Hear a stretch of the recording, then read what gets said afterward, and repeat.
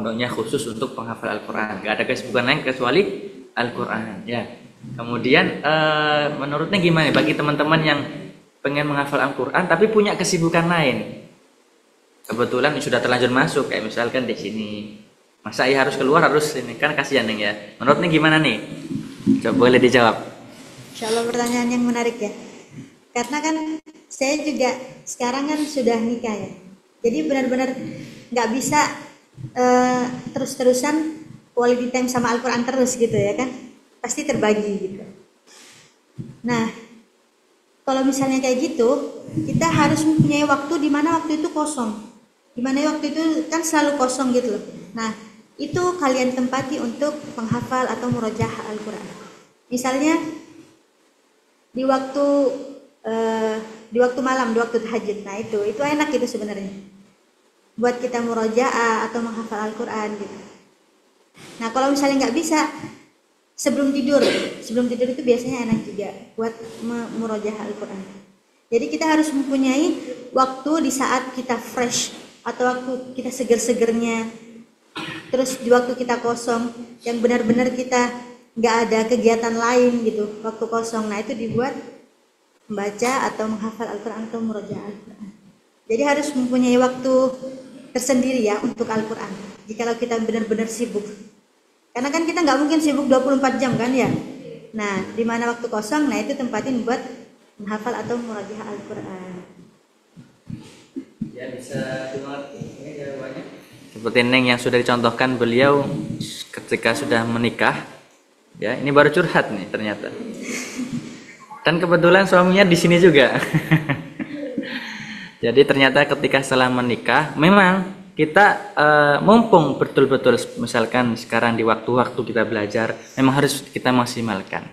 Ya kita sharing-sharing juga ya, walaupun narasumbernya Neng Hani tapi nggak apa-apa ya, hostnya juga ikut berbagi sharing-sharing, nggak apa-apa, punya pengalaman. Nah, jadi untuk memang ketika kita masa-masa belajar di waktu-waktu kita sekolah, apalagi kita di pondok ya atau asrama seperti ini, kita betul-betul istilahnya kalau di dalam bahasa Arab takholli, terlepas daripada kesibukan-kesibukan luar, kesibukan-kesibukan dunia luar. Jadi itu sebetulnya waktu-waktu yang sangat istimewa, waktu-waktu yang sangat-sangat berharga bagi kita, yang mana waktu itu tidak akan bisa terulang lagi nanti. Karena kita bertahap, kita ini punya waktu atau punya umur yang selalu terus berjalan, gak mungkin bisa kembali lagi di masa-masa mungkin 7 tahun yang lalu, 5 tahun yang lalu, bahkan 1 menit yang lalu kita nggak bisa mengulanginya. Jadi memang betul ketika kita masa-masa seperti ini, lebih-lebih orang-orang yang terlepas daripada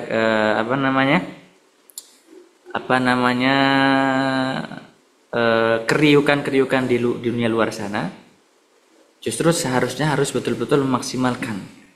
Jangan malah ingin keluar, malah membuang seakan-akan membuang kesempatan itu sendiri. Karena nanti ketika kita bakal datang waktu kita sibuk, kita sebagai istri akan menikah dan melayani suami, itu wajib ya. Menjaga Al-Quran juga wajib. Maka harus bijak sebagai seorang istri juga meminta baik-baik misalkan ke suaminya ya. Akhirnya ya, ini aku pengen ini nih, pengen adik pengen kapan nih ya ditemenin murojaah Al-Quran, ya harus punya cara-cara tersendiri ya, harus seperti itu. Karena sesuatu yang wajib dan wajib betul-betul nggak boleh ditinggalkan, harus ditata di waktu yang tepat dengan cara yang bijak. Nggak boleh sudah main-mainnya sudah selesai ya. Jangan sampai masa setiap dari sekarang sampai nanti umur tua 40 masih sibuk dengan hal-hal yang main-main saja. Maka tadi yang dikatakan Hani, Masya Allah, memang harus betul-betul kita punya waktu sendiri, dan jangan menunggu waktu, kita yang harus mencari waktu. Karena kalau menunggu banyak alasan setan yang mengulur-ngulur kita agar supaya tidak jadi melakukan kebaikan tersebut. Maka memang harus ada waktu kosong, dan itu kita harus maksimalkan untuk lebih-lebih untuk bermesraan dengan Al-Quran ya. Karena dikatakan katanya Al-Quran itu nggak bisa diduakan nih. Jadi kalau sudah Al-Quran harus punya perhatian khusus kepada Al-Quran ya. Jadi Masya Allah pertanyaan yang sangat bagus dan jawaban juga yang bisa memotivasi kita untuk terus semangat dan tidak putus asa untuk menjaga kemurnian atau menjaga kemuliaan Al-Quran ini. Baik, kita akan beranjak ke pemirsa yang ada di rumah atau tempat masing-masing. Barangkali ada pertanyaan, usulan atau saran dan kritik, dipersilakan. Ada? Oh ya, itu ada kontak masuk, boleh dilihat. Ya, ada pertanyaan ya dari Assalamualaikum, saya Siska Maulidia dari kelas 11 A11 ya. Apakah ada tips khusus dari Neng Hani untuk menghafal ayat yang berulang-ulang seperti pada surat Ar-Rahman, oh ya, dan sebagainya agar tidak tertukar ayat-ayatnya? Terima kasih Neng Hani. Insyaallah pertanyaan jelas ini ya. Mungkin bisa diutarakan cara dari tips dari Neng Hani bagaimana ketika menemukan ayat yang mirip-mirip atau berulang-ulang. Baik, waktu dan tempat dipersilahkan. Bismillahirrahmanirrahim. Waalaikumsalam warahmatullahi wabarakatuh. Oh ya, ada saran juga, mic-nya didekatkan biar dengar. Sudah.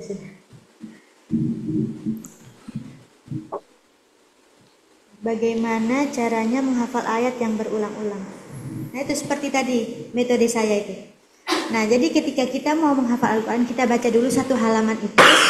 Habis itu, setiap kita mau menambah ayat setelahnya, kayak misalnya fabi ayyi ala rabbikum tukadziban, rabbul masyriqaini wa rabbul maghribain fabi ayyi ala.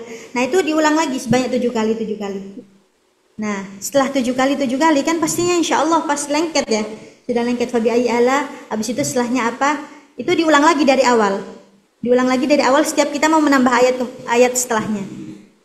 Jadi ayat fabi ayyi ala 7 kali, nah setelahnya dibaca 7 kali lagi, diulang lagi dari fabi ayyi ala lagi. Jadi kayak gitu.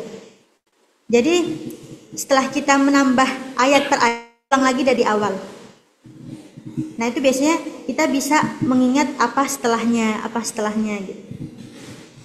Gitu. Berarti kita harus memberi alamat tadi nih yang pertama ya. Iya. Dan juga habis itu kita ulang-ulang berkali-kali. Berapa kali tadi nih? 5 sampai 7 kali. 5 sampai 7 kali. Tapi jika 5 sampai 7 kali belum lengket ya bisa sampai 10 kali atau 15 kali.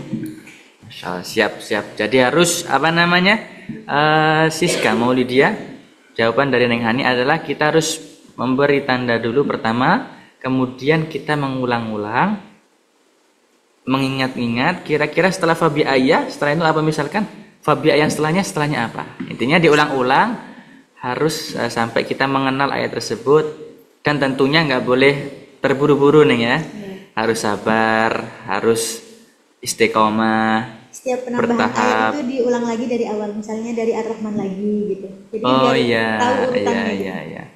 Berarti intinya harus dengan kesabaran dan ikhlas, dengan terus menambah dan murojaah, dijaga sampai betul-betul kita mengenali. Baik, jawaban yang sangat membantu bagi kita yang menemukan masalah-masalah dalam menghafalkan Al-Quran. Baik, kemudian apakah ada lagi dari pemirsa yang ada di tempatnya masing-masing pertanyaan yang diutarakan kepada narasumber Neng Hani?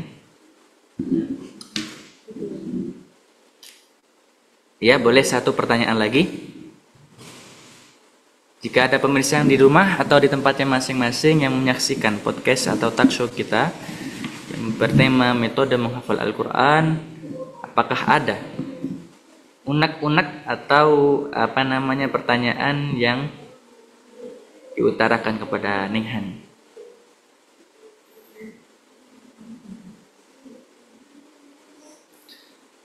Baik, sama mendung yang di pemirsa yang di rumah, apakah dari yang menonton di sini masih ada pertanyaan? Oh, Masya Allah, ternyata ada ya. Yang di rumah, apakah ada? Diberikan kesempatan sekali lagi. Kalau tidak, kita akan mengoper kesempatan pertanyaan kepada yang hadir di tempat. Ada? Tidak ada ya.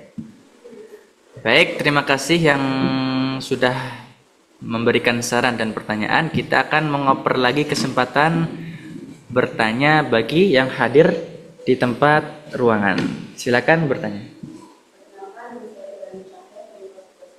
Cahaya. Kelas berapa? Kelas 11 A22. Boleh diutarakan?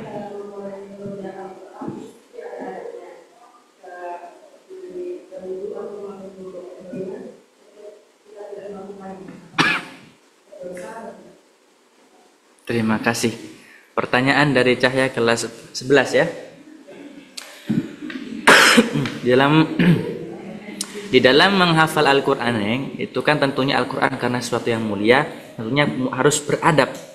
Salah satunya kita memakai mukena, atau kita juga mau menghafalkan berwudu ya.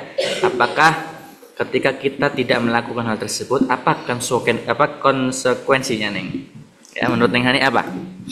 Apakah ada hal-hal yang mungkin bisa menghambat atau apa menurut Neng? Bismillahirrahmanirrahim. Al-Quran itu kan kitab yang mulia. Masa iya di depan Al-Quran kita mau kurang adab sama Al-Quran? Misalnya kita sambil tidur-tiduran, sebenarnya nggak apa-apa. Tapi ya kurangnya adab itu loh. Takutnya malah mempersulit kita untuk menghafal Al-Quran tersebut. Jadi benar-benar kalau misalnya menghafal Al-Quran itu berwudu dulu, habis itu menghadap kiblat, itu ahsan, lebih baik. Nah, terus habis itu kita jangan lupa tawasul sama guru-guru kita agar dimudahkan hafalannya, sama guru-guru kita atau mbah-mbah kita yang terdahulu gitu. Intinya jangan menyepelekan Al-Quran, karena benar-benar Al-Quran itu kan kitab yang mulia yang Allah turunkan kepada Nabi Muhammad.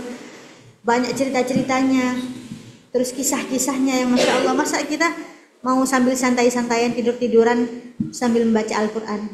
Itu sepertinya kurang adabnya, walaupun tidak apa-apa. Takutnya itu mempersulit kita menghafal Al-Quran. Jadi memang harus dianjurkan dengan melakukan adab tadinya. Tapi kalau misalkan meninggalkan tadi Neng, apakah ada imbasan-imbasan dosa atau hanya anjuran saja ketika kita melakukan adab itu nih? Menurut Hani gimana? Menurut saya sih tidak berdosa, tapi kurang adabnya. Ya takutnya bakal mempersulit kita untuk menghafalnya itu. Oh iya. Karena kurang adab.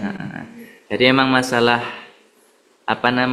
kalau dosa atau tidaknya nggak dosa ya? Nggak dosa. Berarti hanya kurang adab, yang mana kalau kurang adab bisa menghambat proses penghafalannya tadi. Kalau boleh menambahi, boleh kan Neng? Bisa menambah ini tentang bagaimana ketika dia tidak berwudu. Menurut Neng gimana nih kalau baca Al-Quran nggak berwudu? Gimana hukumnya Neng? Ya menurut saya berwudu sama haid itu kan, maksudnya kalau misalnya haid kan pasti kan kita nggak punya wudu ya, terus kita baca Al-Quran, ya itu sama aja menurut saya. Niatnya zikir, tapi lebih baik ya harus punya wudu biar dimudahkan sama Allah cara proses penghafal Al-Qurannya. Iya, bagi intinya harus dilakukan ya, adab-adab harus dilakukan agar supaya kita mendapatkan keberkahan dan kemudahan dalam melakukan hal-hal baik yang menjadi tujuan kita. Tapi kalau yang jelas, kalau nggak berwudu nggak boleh menyentuh Al-Quran ya, malah berdosa Neng ya. Apa ayatnya Neng? Nggak boleh menyentuh Al-Quran kalau nggak punya wudu, nggak suci. Apa ayatnya Neng? Oh, la yamassuhu illal mutahharun ya. La yamassuhu illal mutahharun. Nggak boleh menyentuh Al-Quran kecuali orang-orang yang bersuci. Jadi Masya Allah ya,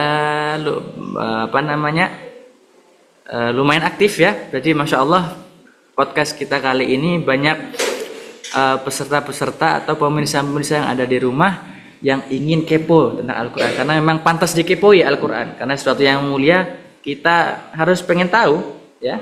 Jangan hanya kita kepo saja dengan yang ada di media sosial saja, yang followersnya yang banyak-banyak gitu.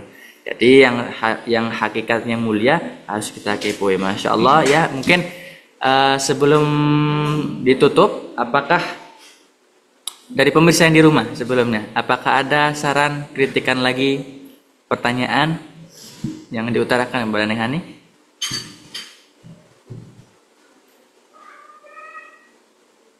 Baik, karena waktu sudah menunjukkan pukul 16.22 atau pukul 18.22, yang mana sebentar lagi akan kita persiapan untuk melaksanakan berbuka puasa. Mungkin waktu yang singkat dan entah singkat atau gak kerasa ya, karena nikmat nih berbincang-bincang dengan Al-Quran ini dengan narasumber yang Masya Allah sudah berpengalaman, Insya Allah, maka tidak terasa waktu sudah menunjukkan waktu sekian. Maka Insya Allah sebelumnya kita akan minta maaf sebelumnya bila ada ucapan atau sikap atau mungkin kekurangan dari penyampaian baik dari saya pribadi sebagai host dan narasumber, kita minta mohon maaf yang sebesar-besarnya. Jadi Ustaz, mungkin ya, bisa saya baca berapa ayat Al-Quran? oh boleh ya. Kita sangat senang bahkan ya bisa mendengarkan bacaan dari Neng Hani. Boleh kita sebelum menutup kita akan mendengarkan bacaan dari Neng Hani untuk juga mengambil barokah daripada ayat suci Al-Quran. Baik, bisa dipersilahkan untuk Neng Hani. Insyaallah saya akan membaca surah Al-Imran ayat 15 sampai 17. A'udzu billahi minasy syaithanir rajim.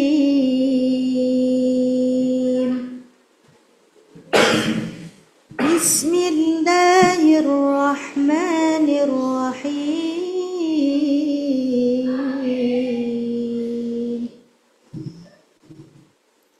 Qul a'unabbi'ukum bisyarrin min dzalika mathubatan 'indallah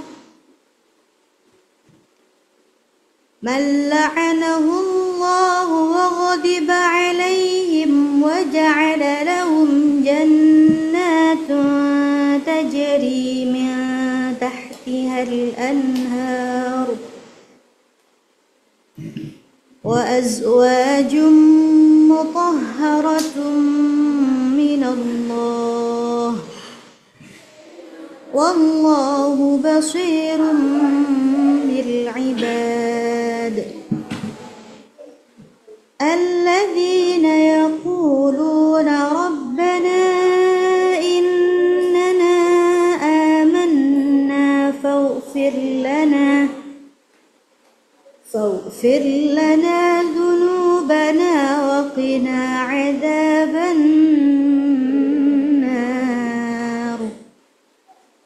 الصابرين والصادقين والقانتين والمنفقين والمستغفرين بالأسحار Sadaqallahul azim. Sadaqa Rasulun Nabiul Karim wa nahnu ala dzalika minasyahidin walhamdulillahi rabbil alamin.